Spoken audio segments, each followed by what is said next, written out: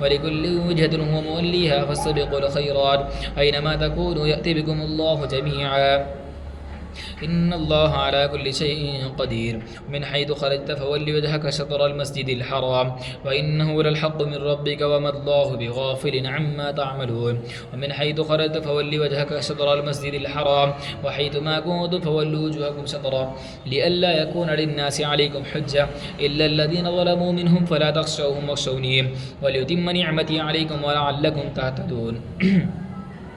كما أرسلنا فيكم رسولا منكم يتلو عليكم آياتنا ويزكيكم ويعلمكم الكتاب والحكمة ويعلمكم ما لم تكونوا تعلمون فاذكروني يذكركم واشكروا لي ولا تكفرون يا أيها الذين آمنوا استعينوا بالصبر والصلاة إن الله مع الصابرين ولا تقولوا لمن يقتل في سبيل الله أموات بل أحياء ولكن لا تشعرون ولنبلونكم بشيء من الخوف والجوع ونقص من الأموال والأنفس والثمرات وبشر الصابرين وبشر الصابرين الذين إذا أصابتهم مصيبة قالوا إنا لله وإنا إليه راجعون أولئك عليهم صلوات من ربهم ورحمة أولئك هم المهتدون إن الصفا والمروة من شعائر الله ومن حج البيت واعتمر فلا جناح عليه أن يطوف بهما وما تطوع خيرا فإن الله شاكر عليم إن الذين يكتمون ما أنزلنا من البينات والهدى من بعد ما بيناه للناس في الكتاب أولئك لعنهم الله ولعنهم اللاعنون إلا الذين تابوا وأصلحوا وبينوا فأولئك أتوب عليهم وأنا التواب الرحيم إن الذين كفروا وماتوا وهم كفار أولئك عليهم لعنة الله والملائكة والناس أجمعين خالدين فيها لا يخفف عنهم العذاب ولا هم ينظرون وإلهكم إله واحد لا إله إلا هو الرحمن الرحيم إن في خلق السماوات والأرض واختلاف الليل والنهار والفلك التي تجري في البحر بما ينفع الناس وما أنزل الله من السماء من ماء فأحيا بالأرض بعد موتها وبث فيها من كل دابة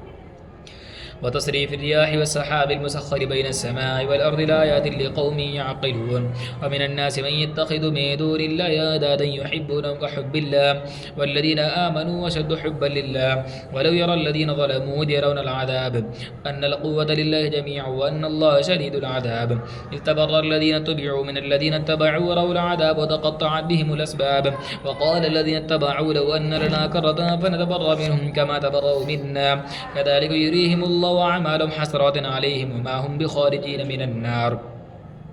يا أيها الناس كلوا مما في الأرض حلالا طيبا ولا تتبعوا خطوات الشيطان إنه لكم عدو مبين إنما يأمركم بالسوء والفحشاء وأن تقولوا على الله ما لا تعلمون وإذا قيل لهم اتبعوا ما أنزل الله قالوا بل نتبع ما ألفينا عليه آباءنا أولو كان آباؤهم لا يعقلون شيئا ولا يهتدون ومثل الذين كفروا كمثل الذي ينعق بما لا يسمع إلا دعاء ونداء صم بكم عمي فهم لا يعقلون يا أيها الذين آمنوا كلوا من طيبات ما رزقناكم واشكروا لله إن كنتم إياه تعبدون إنما حرم عليكم الميتة والدم ولحم الخنزير وما أهل به لغير الله فمن اضطر غير باغ ولا عاد فلا إثم عليه إن الله غفور رحيم